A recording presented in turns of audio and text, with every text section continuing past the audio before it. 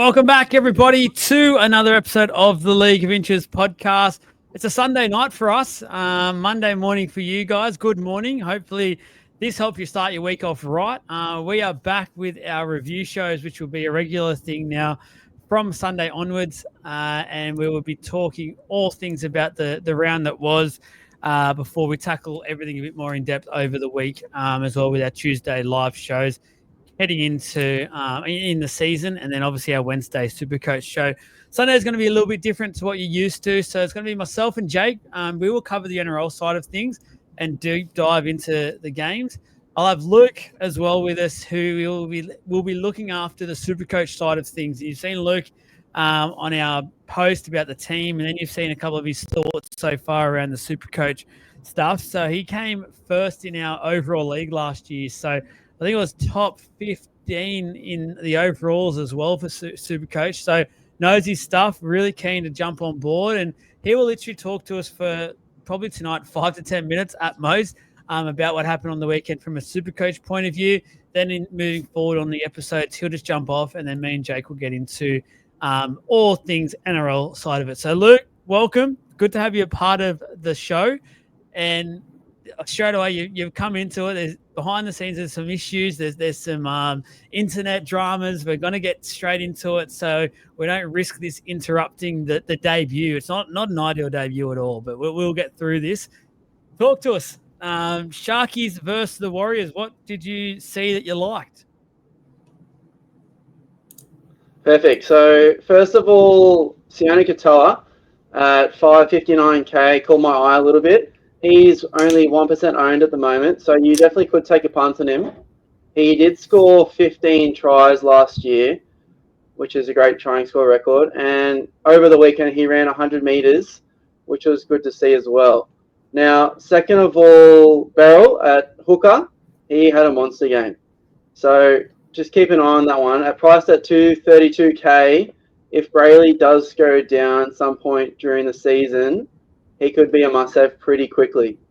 He did score 67 Supercoach points as well, so he's got some big ones in him. Last of all, for the Sharkies. Yeah, last of all with the Sharkies, Hazleton just keeps getting it done. Got over for another try on the weekend. 76 Supercoach points there.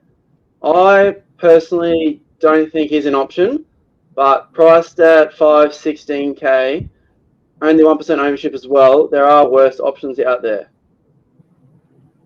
Yep. What about the Warriors side of things? Yeah, for the Wars, first of all, DWZ, pretty early in the game there. It looks like he might have fractured his wrist. So just keep an eye on that one, as if he is out for 3 to 4 weeks, there could be a good cheapie there. And as we know, that right wing spot is a goldmine for that team. And they did run that play there a few times on the weekend as well.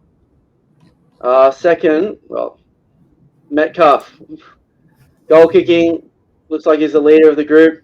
For me, anyway, it looks like he's going to be a lock in my team, one of the first picked when it all comes to play there. Yeah, I'm all for that. I'm loving that. I think that'll be it or is that all you got for the Warriors?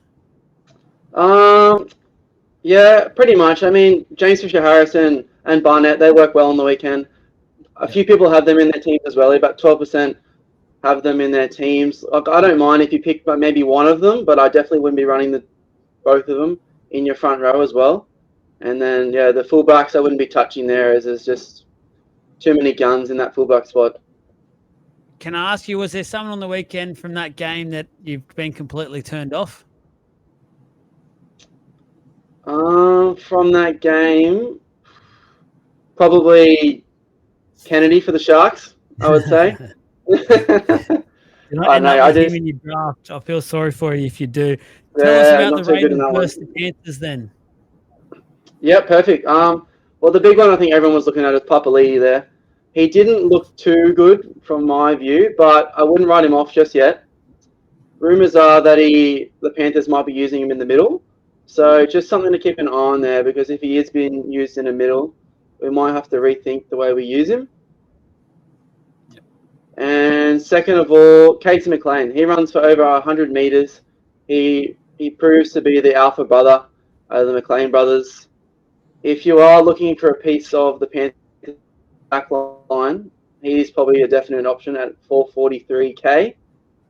So that's probably it for the Panthers for me from that game. They named a pretty weak side there, so that's probably about it. Yep. Anything from the Raiders? Yeah, the Raiders, they lined up plenty of cheapies on show. Some of the players that stood out were Matty Nicholson, he's 336k, Miles Martin at 198k, Ethan Sanders 244k, and Owen Paddy at 198k. So there's plenty of cheapies going around there. Now, if you are looking to go the cheaper route with some of these Raiders players, just got to be careful with how much attack they're probably going to show. I personally don't have them too high up on the ladder, so just be careful of how many of them you want to chuck in your team. Yeah. Now, I personally like Miles Martin. I think he's a good crack to get a bench spot in the team. So he's probably the one out of all of those guys that I would be looking at, maybe chucking in your third spot for your front row. Mate, I love it. You've got through it well. You got through your debut, I think, very finely, especially considering the build-up. To put into NRL terms, it's as if the coach is giving you the tap on the shoulder an hour before kickoff, and then you've forgotten your boots. So it's been a great debut. I really do appreciate it. And again, it's probably it's definitely an easier week. It's a great time to start it. So we're looking forward to diving a bit more into it. Obviously, next week, a few more trial games. And then as we lead into the season, get a bit more of your thoughts and a bit more of the content stuff on the page for those that want to keep following what you've got to say. Thank you for jumping on, and we definitely appreciate it, mate. That's all right. Thanks, guys. Cheers, Luke. Jakey boy, I've got to ask you, mate, are you into your Supercoach? Yeah, I'm into the Supercoach. Yeah, I love it. You are? I don't play overall though. Like, I feel like it's a lot judged on like how you do overall, but I always just play to try and win my league. Yeah, well, mate, that's what you're going to do, and you're in the League of Inches one, I think, at the moment. I'm all over you, so I'll be hunting for you, that is for sure. But thanks to Luke, appreciate that, and I hope you all enjoyed that. So we wanted to make sure, we know we've got a massive Supercoach community.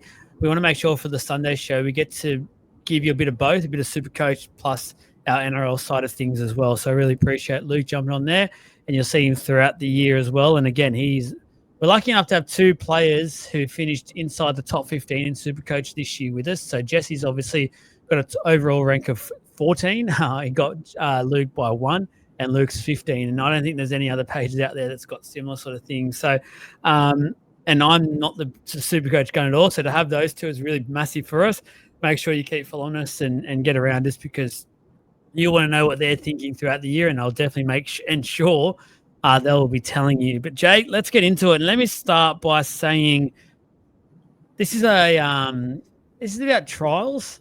We already know for sure that I'm not a fan of trials. I got through them on the weekend, but goodness me, it was tough. Goodness me, it was I loved it was about 40 minutes, 45 minutes where the novelty of having footy back kind of wore off on me, and it just became like a punishment to watch. But in saying that, loved having the league back. There is a few things to talk about, but let's start with the Sharks versus the Warriors, shall we? So that was the Friday game. I want to ask you, before we get into the actual game, we obviously seen a lot has been spoken about so far about the roll the ball, the play the ball, we should say, actually. Are you a fan of it? You like the little crackdown we've seen so far after 2 games? I do like it. The play the ball is something, at being someone who played footy from basically as early as you could, the play the ball is something, it is probably the first thing you learn.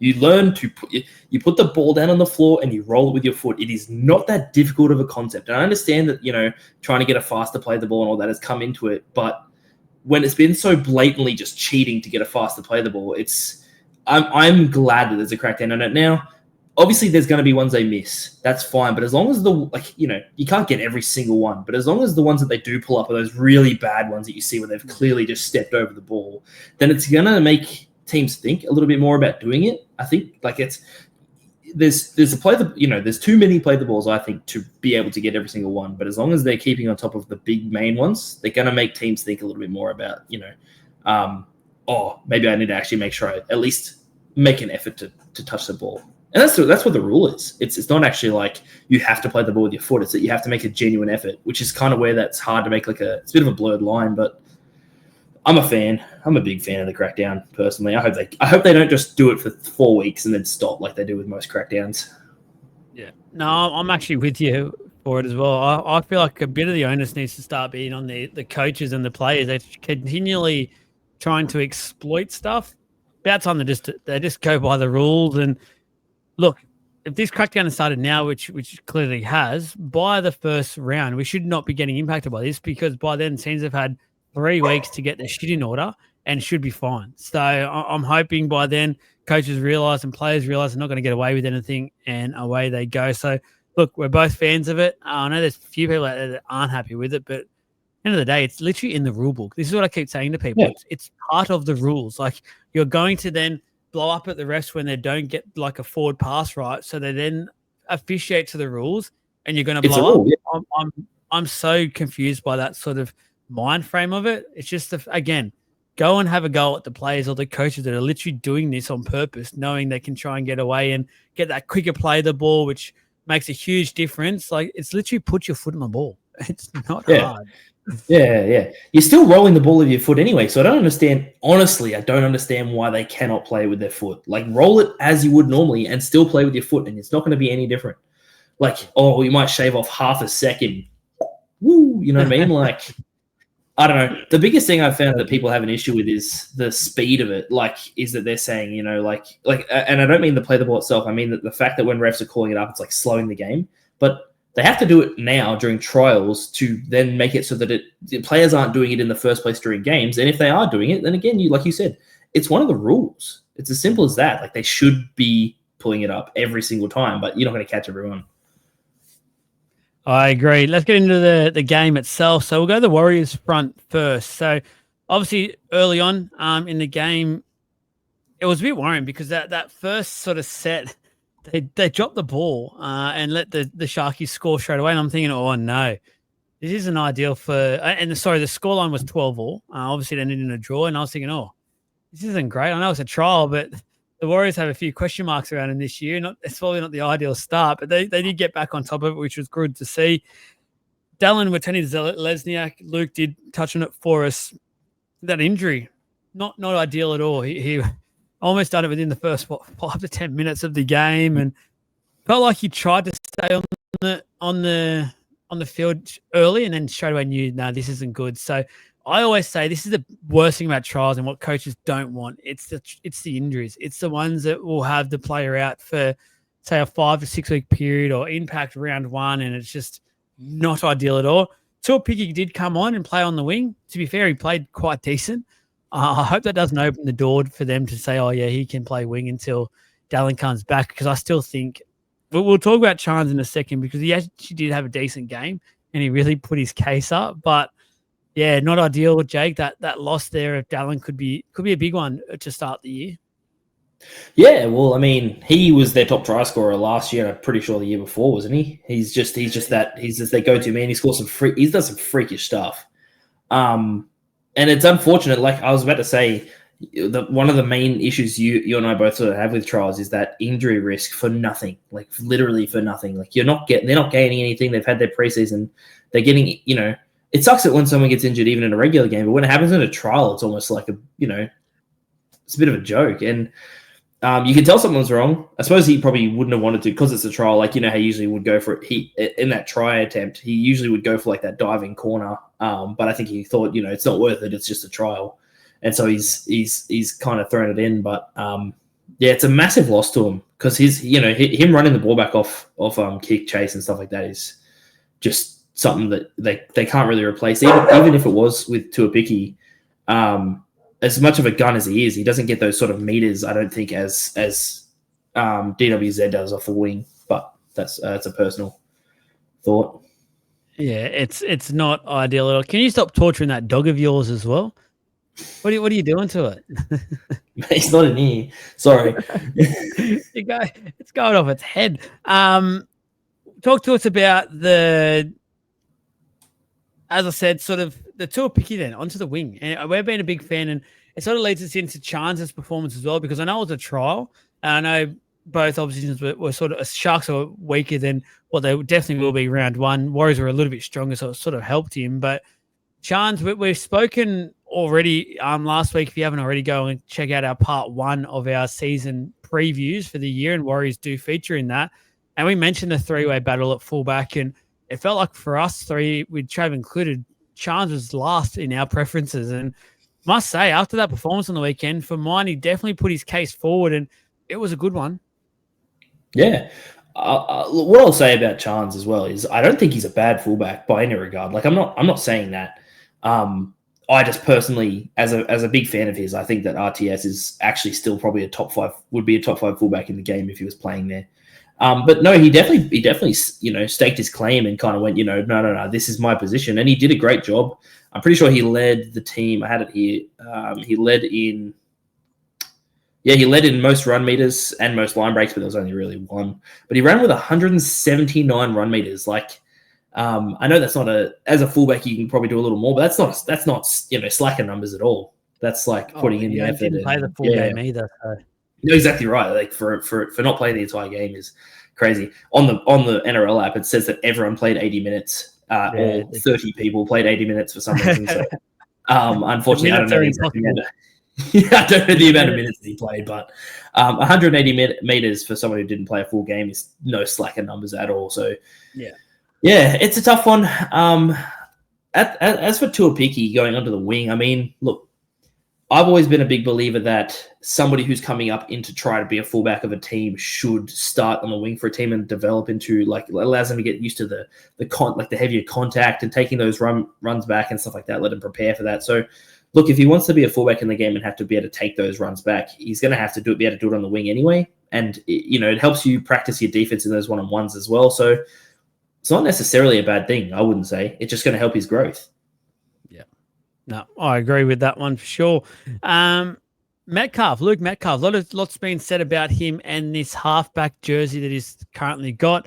I watched and listened to Andrew Webster talk before the game, and he sort of said to it about the decision. It's more so that halves are going to be playing sort of one side each anyway, so it sort of doesn't really matter. But for mine, and I watched the game, I feel like Luke Metcalf had his hands over everything. Like it looked like he literally was playing a traditional 7 role. So I don't know if Andrew Webster's trying to play us down a little drain pipe there. Again, I don't read too much into trials at all. So this could have just been a going out and just have a run around and see what you can do type thing. I'm not sure, but going, and this is all we can talk about, going off the performance, he definitely looks like he's turned into that traditional 7 role. Kicked a 40-20.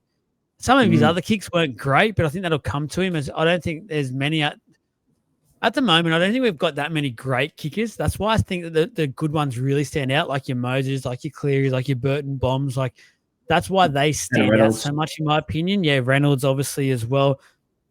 I just feel like, I love it, but my worry for it is the fact that Tamari Martin, who was so good last year, was non-existent. And again, it's a trial, so he could have just been going, I just want to get through it. I don't want to get hurt. And that could have been the message from the coach. But on one side, really excited to see what I've seen from Metcalf, from a Supercoach point of view as well, but from what I've seen on the field, slightly concerned because I think the Warriors played so good last year when Metcalf took control as well, and he just they've both flipped. So I don't know. Well, I don't know what to make of that one, Jake. All right. Well, let's start off with Metcalf. Is last year when I was watching him before he had that injury, I thought, geez, this kid is going to be impressive. And if he had been able to stay on the field last year, I think they end up in a very different position. I have big raps on him, and I thought he was like taking the world by storm last year before he did, unfortunately succumb to that injury. And he's come straight back in, and like you said, it felt like he was everywhere on the pitch, like on the field, whatever. It didn't feel like he was, just sticking himself to one side. As for Tamari Martin, this is interesting because last year, yes, he had that big run of form, but the only time he had that big run of form, and I don't know why it was when he had control of the team in that 7 role.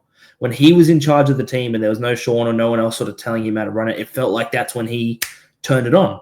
And I don't know if that's like a confidence thing, like you've been given the team to kind of run the confidence thing, or if it's just, like you said, it's like a trial. I'm not really sure. But when he was playing 6 next to Sean, Johnson last year, he never looked like the same player as he did when he was in charge of the squad. And I don't know if that's like a, like a big confidence, like, oh, I'm in charge of this. I'm in charge of it. I'm gonna run things my way kind of thing, or what the go is.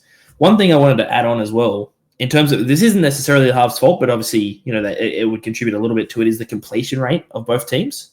In terms of the Warriors, they ran at a 61% completion rate as opposed to the Sharks at 80. Yeah. So, like, you have to say that that's going to be contributed by the halves a little bit. Like, 26 out of 42 sets. That's not all mistakes. It's all mistakes, but it's not all. So, I don't know. We still have what's his name? They have a reserve. They have a second. No. Harris DeVito. Yeah, they still have Chanel Harris DeVito. So they might play a little bit of Tanner Boyd. Yeah, they got Tanner Boyd in now too, so they might play a little bit of a halfback chicken for a while there. I just hope that they don't, like, Webster doesn't fall into the same trap that O'Brien fell into with having too many halves, of not being able to pick and stick. That'd be a bit of an issue. But yeah, look, I was impressed by them, considering they had a 61% completion rate that they even drew. Yeah. Yeah, no, fair enough. Very, very fair. Last one on the Warriors. I just want to touch on the Dylan Walker impact. I thought Aaron Clark obviously got the first dibs, I guess, at the 13 jersey. That's obviously right up there now for contention, and seemingly between Aaron Clark and Dylan Walker.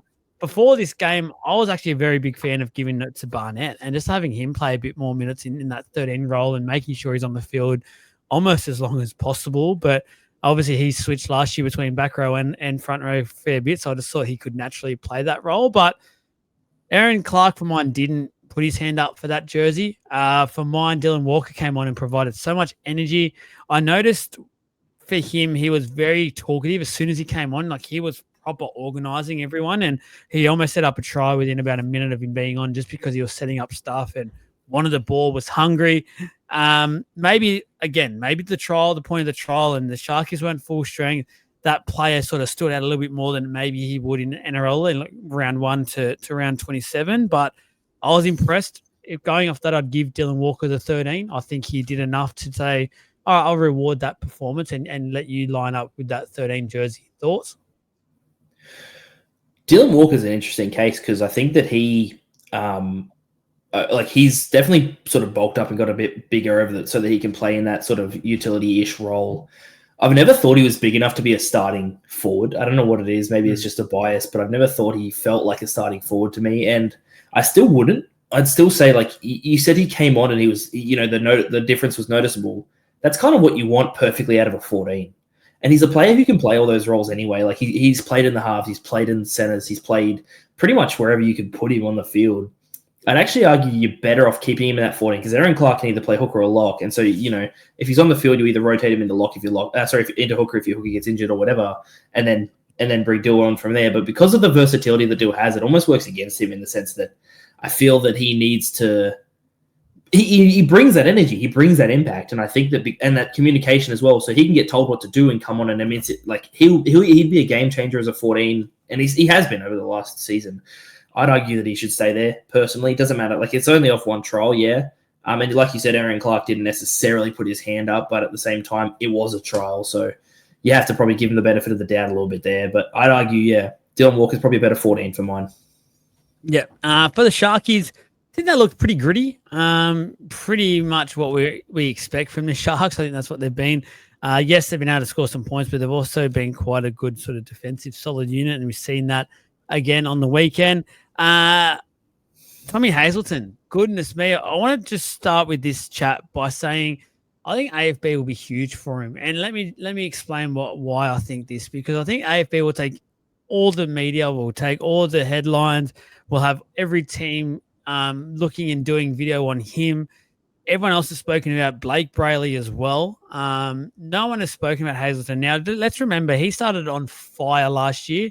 Faded a little bit, got maybe read by opposition and got out of the game, but I think he's up for a huge year. And I'm not just saying that. Obviously, the performance on the weekend helped that, and it wasn't the try. It was everything bar the try for mine. He just kept going and had 2 really good stints.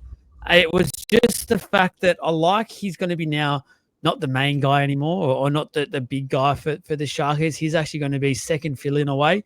AFB's there to take all the big pressure, and Tommy Hayes is going to just sit there. And I know if rumors are correct, he's getting shopped around at the moment, or he's looking to see what he's worth. And more performances like the weekend, and I feel like that price tag might keep going up and up, and who knows who could be after him. Oh, absolutely. Yeah, I agree with what you've said about AFB being like good for him in the sense that he can play almost a second fiddle role because he's a good big bopper, and that's kind of what he is. And actually, he can find the line pretty well. You'd be surprised, but like he surprises you with his ability to sort of find the line, and he's hard to stop. But I wouldn't argue he's a prop that, he's not a crafty prop. He's not like he's just a big meathead. Let's bust down the opposition. And I love that. I absolutely love that about him. So having AFB do sort of the role that he does, and sort of he's a bit, he can have that in him. He can have that crazy, that big massive run or whatever. And that's kind of his main area. But if he needs to, he can be a bit crafty. But because of the price tag on him and because of the media on him, I think that Hazelton won't get much, like you said, and he'll be a bit of a silent achiever for the Sharks. Like I think he'll put up steady, consistent high numbers like he always does, and it won't get reported on as much because AFB's there. He'll be more of like the bigger, and plus you got Nico Hines always gets a lot of attention and stuff like that. I think that's a really good thing for him because his worst games won't be as noticed, and then his better games, if they do get noticed, will be more of a talking point. So I think he's going to hear more positive sort of things about his game, which is only, it's only better for your confidence. Oh, for sure. For sure. Last point for this game. I was going to talk quickly about Jaden Berrell. Now, I think a lot of people in the game have known about this guy, and knows he's a very talented player.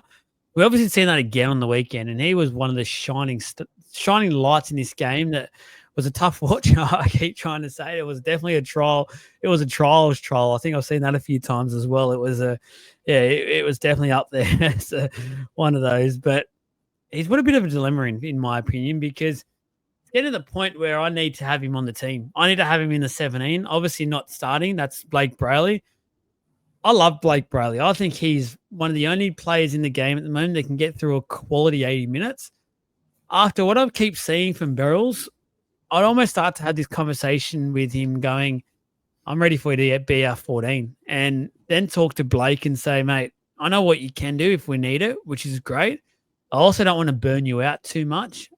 Let's go this back to about a 60-minute stint with you and let Berrells have a 20-minute stint. Now, when that is, probably the 20-minute before halftime, I'd have Berrell come on and just play around with some tired defenders, tied in the middle, see what he can do, see if he can create some of that spark for the Sharks to get them to the front foot in and around the break period. I just don't think in this day and age, you don't need to continue to push these players for 80 minutes each and every week just because they can. Now, I can already hear Supercoaches coming at me going, no, this is our man. Like, this is why we've got him. But I understand that. But I also think in 60 minutes, Blake can still do some damage and probably can elevate his attack more because he doesn't need to conserve himself so much. He knows Berrell's there, and Berrell can come in and create so much energy for the Sharkies. More I think about it, the more I like Berrells as a 14 and coming on and giving that role. Jake? That game plan that you just said of like how to rotate your hookers is one of my biggest beliefs in this game as like what you should do if you have two quality hookers. And Blake being, like you said, if you can do a quality 80, you can do an even better 60. That's what I'm saying. Like if you can do a quality 80 and you can bring your output up for 60 and you have a second player who can come on and goes full blaze for maybe 15 minutes before halftime and maybe 15, if not 10 after halftime kind of thing, just to get them started, then you bring your other hooker back on. It can be such a game changer to a game. And I'm a massive fan of it. But yeah, Berrell definitely showed that he's pushing for that NRL sort of slot for sure. And like you said, Blake's not going to get kicked out off that spot because he's played really well last season and the season before. Like he's definitely in good form. But doesn't mean he can't get helped out. Like, like you said, burnout over this season as well. We're not talking about just like a few games here and there. Like if you can do it consistently and manage those sort of rotations really well, it actually decreases burnout and fatigue over the entire season as well. It's not just that small amount of time. So, yeah, look, I definitely think that he'd be worth a crack. And like you said, Supercoach, people, sorry, but we're talking about the game here. We're talking about the game. We're talking about Supercoach. We're talking about the real game. Sorry, boys. Do not come at us hating either, please. Trust me, I'll feel your pain because at one point in this so far, this to start the year, I've had Blake Brayley in my team. So, next game up, Raiders versus Penrith. Now I'm going to start having my little rant here because people have seen the post. Has gotten a bit of feedback so far. I really do value that. I've been reading it. I've responded to a few. I haven't been able to respond to everything, but I'm only human. Why was this game, Jake, played at Cronulla? Honestly, man, I couldn't tell you. One thing actually is interesting as well is I don't know why they want to call it Shark Stadium, mate. Shark Park is iconic. Oh. I know I'm going away from it a little bit, but why do you want to call it? I know they want to be like, oh, we're very professional. We want to call it Shark Stadium. No. It's Shark Park. Come on, don't disservice your fans like that. Sorry, I took away from your point, but you I don't know. Yeah, you did. I just don't get it. And I have said it before, and there's people already hitting back and trying to come up with arguments for, but let's just, the fact of the matter is this, the NRL continually goes on about how much money they're making and how much profit they're making. Sweet. Go and give back to the places that need it the most. Yeah. There should not be a single trial game if they're going to continue on this trial run, which we hate, but we're not going to keep going into it. They're going to keep doing this, and they want this preseason challenge to be a thing and all that 100,000 prize money, awesome 100,000 prize money, but go give back to the community. Go and there was a couple of people messaged the page. I think there's been some netball teams that are out doing the similar thing at the moment. They're out doing clinics for a week. I'm only saying go out there for a couple of days and pick places, New South Wales regional, Southeast Queensland. People were saying, the weather in Northeast, the top tropical Queensland, it won't work this time of year. Okay, fair enough.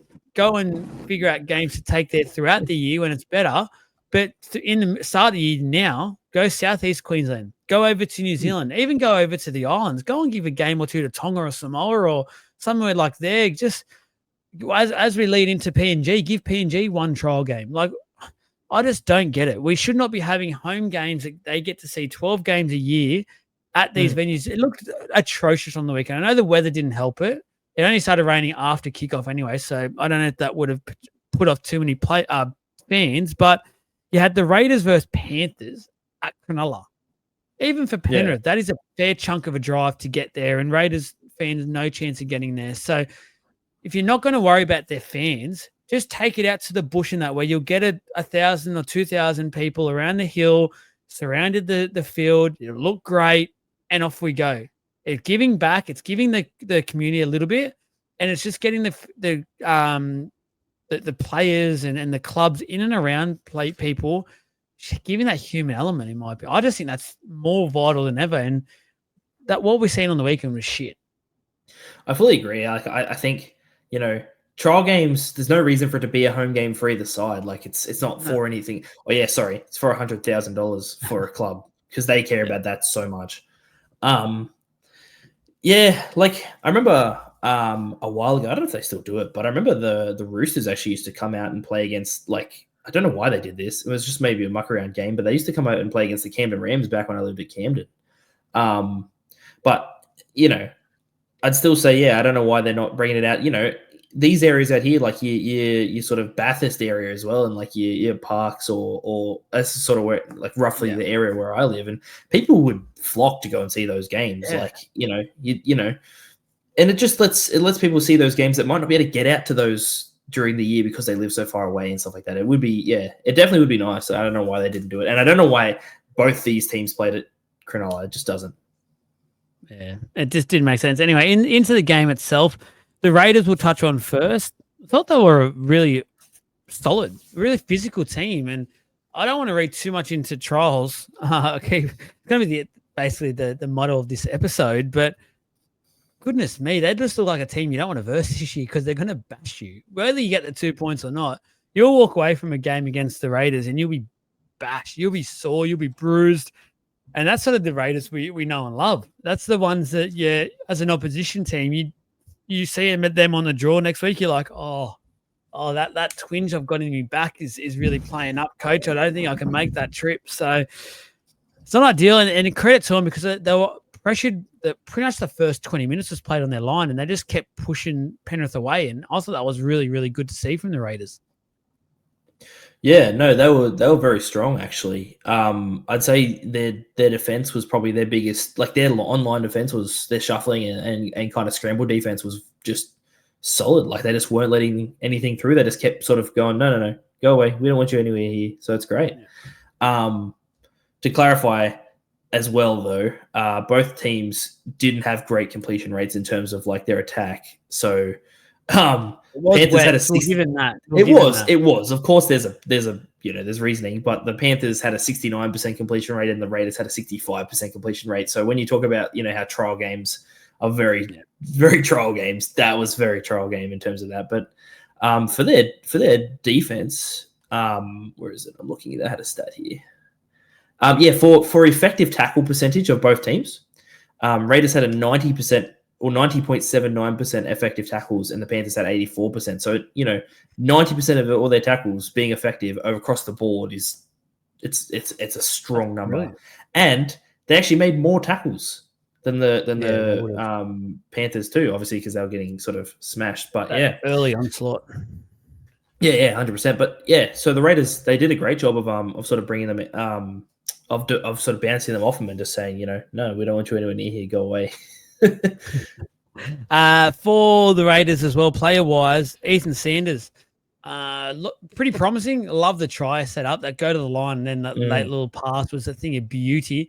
Now, warning, you don't know already, I think most listening to Para fans in here. So one thing I will say is we've definitely seen the talent that Ethan has. Definitely sucked losing him. I understand why, because he's behind two really good playmakers, and especially as a partnership. I would not be surprised if this elevates Ethan into the starting side. I'd have him ideally in the halves with Fogarty. I'd have him at a 6, and I'd have probably Ethan Strange out to the centers. I just think Ethan's a footy player. I really like what I see from him. And again, on the weekend, it wasn't great conditions. You mentioned the healing areas doesn't help a playmaker, but he stood up, played a very very mature game. And I've heard a few Raiders players talk about him now. I think Ricky said something at the start of the game as well. He's been very mature around training. He's been just very organized, very much. He'll go to the corners, stuff like that. So I think he's ready for this consistent shot at first grade. Yeah. Look, as an Eels fan, I'm devastated, and I think we both have talked enough about how Brett Arthur should have put him in when we lost our halfback for like an entire season, and we had this up-and-coming halfback. That would have been a great opportunity to show, hey, we want you to stay around because you're our next in line. But anyway, it is what it is. I'm not going to sort of continue into that. In terms of him playing sort of a full trial, he looked great. That try assist you were talking about, as soon as I saw him do that, I've gone, what have we done? Like, why have we get this kid go, man? So good. I thought his kicking game was very controlled kind of through the game. I don't think he did sort of all the kicking, but from what I saw from him, it was pretty good. His defense was fine as well. Like, I don't think that, I know he's a bit of a sort of skinnier kid, but it didn't look like he was, in any difficult situations most of the time in defense. I got to bring it back again to that try assist. It just was so nice. Like, he just took the line on. It's confidence too. I know it's a trial game, but that's what that is. That's confidence to be able to take the line on and kind of have a crack and throw that ball that probably some other players might hold on to. In terms of him getting a starting position, I think because they have the double 14s, that's where you'd probably have to do it, because they can't really. They're not going to play him at. They're not going to play him at. They have the double hookers. They're not going to play him at 14. Because you got Danny Levi and Tom Starling in at hooker. And funnily enough, also, we're going to talk about it in a second, but Owen Paddy is obviously looking the goods as well. So you don't have the opportunity to really put him at 14 because that's pretty much locked up. So it's either got to be starting or nothing. And I think they've brought him across from the Eels. I'm imagining that they would have had to be like, you're going to play if you're here, you're going to get some game time. So I think him and Fogarty in the halves would probably be a really strong combination. And if not, they could always go back to Ethan Strange. But we saw Ethan Strange playing the centers a little bit last year, I'm pretty sure, didn't we? He played. He's played a bit of his junior footy there. He played at the State of Origin under 20. Oh, that's the one. Yeah, that's the one I was talking really about. Well. That was last year. Yeah. So I see no reason, and the way he runs the ball, he reminds me a lot, actually, funnily enough, of Jack Whiten. He reminds me of him heaps, and it's funny because he kind of took his place at the Raiders. But yeah, I'd argue he could easily play that center role, and then if one of them gets injured, then you have the other one to sort of cover. But I agree. I definitely think it's a good call. Finally, on the Raiders, you mentioned it. Owen Paddy, wowee, 2 tries, very, very busy. You mentioned it. They've got 2 hookers at the moment, Denny Levi and Starling.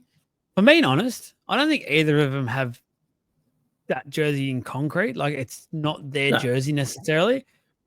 I tell you what, this guy could be their future. And if that is the case, he showed enough on the weekend to me to suggest getting him a berth, or even if it's a 14 jersey, I'd be very tempted, probably in the way of Levi, because I think Starling can offer that a little bit more. But again, there is still rumours around about Starling to South Sydney, so I don't know what's happening there. But maybe it might be a salary cap thing, and they need to fit. They want to give Owen Paddy a run, and they can't because at the moment with numbers. Who knows what's going on behind the scenes? Maybe Ricky's seen this and knows how good Paddy is, and he wants to get him on. I just think whatever they need to do to ensure Owen Paddy's playing, I think it's getting to that time now. Similar to the Barrel situation, you just need to have him playing some footy. So as you were talking about the hooker situation, it's a bit funny because Danny Levi and Tom Starling are both players who I would consider to be a better 14 than a starting hooker. I'd consider them both to be that energetic hooker we talked about earlier, where you'd want them coming in around that 60, 65 minute mark, probably 60 minutes so they get a bit of time on when the defense is really tired. And you want them sort of having those darting runs at hooker and really tiring out the defense in the middle. That's kind of like what I see them doing. Owen Paddy felt to me more like he could be a starting hooker. One thing I'll say, I wasn't focused on him 100% until obviously he was scoring those tries and whatever. But the times I was looking at him at hooker, I thought his passing, like his service, possibly could have been better, and that will develop over time the more he plays. I know a lot of people were saying, his service was great. I thought there was a few sort of wayward balls, but also at the same time, like you did say, it was wet. There's obviously those errors that can come up from the rain, but I have to say, I think he'd be more of a starting hooker than the other 2 plays you've got there, to be honest. Yeah, no, that's very, very fair. He's built for it. He looks built for it. Yeah, for sure. Lastly, for Penrith, look, I've only got really one note when it comes to Penrith because it wasn't they didn't have any of the real big guns. The guys have sort of just got through it, felt like their work. And I think by now we realise with Penrith what they do is they just prime themselves for September footy. And they know how to get there. They know how to do it. You don't read into anything already at the moment. All I will say is it looks like their depth is still there. And that's very scary because it could have got ugly. And they decided, no, you know what? Let's get a few points on here. Let's make it respectable. One thing I will echo is what Luke sort of said. I know it's a trial, so it's hard to go too harsh on him. But Isaiah Papali'i, if he wanted the edge spot, I reckon he's done himself no favors at all because I thought he was really quiet. And that was a bit of a worry. I don't know if it was because Raiders were so physical and that maybe got him out of the game. Being a trial, he's like, oh, don't want to be part of this. Thank you. Not yet. Anyway, give me a few weeks when I'm in Vegas. I'll get involved with this sort of stuff. But not too sure. It was not quite what I thought, especially because there has been some talk about him. Personally, and you've all probably heard this so far from me, I haven't been big on the signing. I think it's a signing where a bit of the Tigers in him will stay with him. So we'll see what happens, but it didn't entertain me with anything. But again, the Penrith depth, some of these kids they've got coming through again, it's scary. I was just trying to find. I can't see his minutes, which is very annoying to me. Like I don't know how. He didn't play the full. He definitely didn't play the full. No, they don't. For some reason, in trials, it's very hard to find actual minutes unless you record them yourself. Good luck. Yeah, and it doesn't actually have many. It doesn't actually have many of his running stats for some reason. I don't know why it's. Anyway, that's fine. It's like it's not got many stats. That's fine.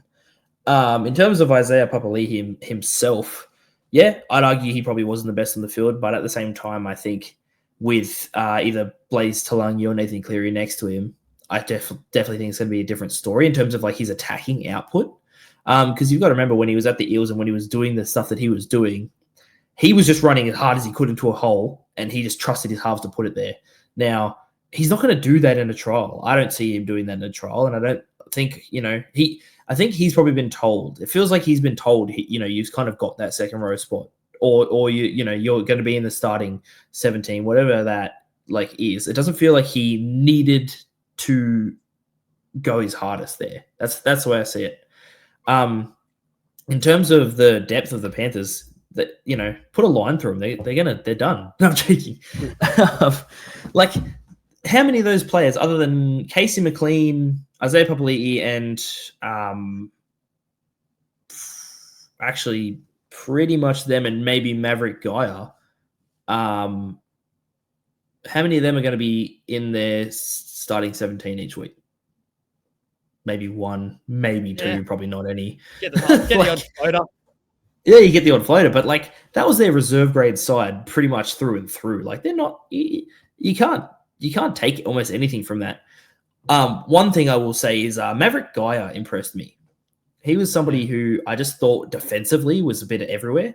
And he was the top tackler in their team, but I also saw he had a 90% tackle efficiency he made 35 tackles and he had a 90% tackle efficiency, which is pretty good as well. So defensively, that's what you want. You want your enforcers.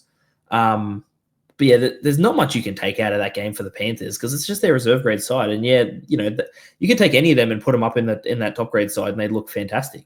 So I think in terms of Isaiah Papali'i, give him some time, mate. Let him cook. He will get there.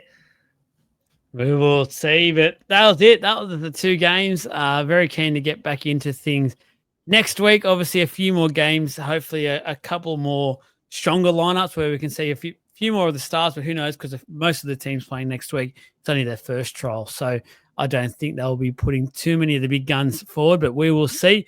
I hope you appreciate it. Again, thank you, Luke, for jumping on doing the Supercoach side of things for us. Special shout out at the moment as well. It's only just been posted, so some of you may not have even seen it yet, but go onto the social media pages.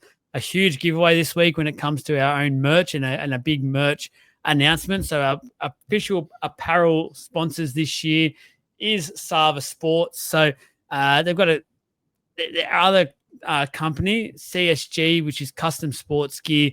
They're the same company, but they're merging into it. It's just it's a bit all over the shop at the moment, but it's all together. They have jumped on board. They're going to give us all our merch this year, which is great. It's all looking great. I know all the guys on the page absolutely love it. It fits really well, very comfy. At the moment, go on there, do the whole tag you made, follow the pages. You can get entries into winning a shirt for free. There's 3 to give away, so big. And then in addition to that, you can also go in the draw. If you buy some merch this week, there's currently 15% off sale for all our merch. You'll go in the draw for getting a double pass to our Magic Round event at the Velveteen Rabbit. Promises to be a big event. There's going to be some giveaways on the day, things like that. So you want to be part of that. And again, a reminder, the Legends Group, $2.99 per month. Get your double entries into these sorts of draws. You'll get a further 10% off merch as well. So at the moment, you'll get 25% off any merch that you want to buy. So it definitely pays to be part of it. And then, there's all this additional content as well. It's ridiculous. But thank you. Thanks for listening. We'll be back on Tuesday night for our part 2 of our season preview, which will feature all of the top 8 teams from last year. And then our Supercoach episode on Wednesday.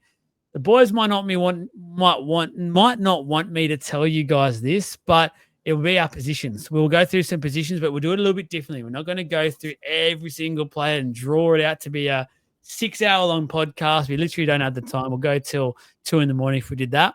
We're going to do a bit of a different way, which you'll have to tune in to find out for. It's really cool. Similar to what we did last year. So those that listened to us last year will know how we tackled those. Really looking forward to doing that. But we'll see you then.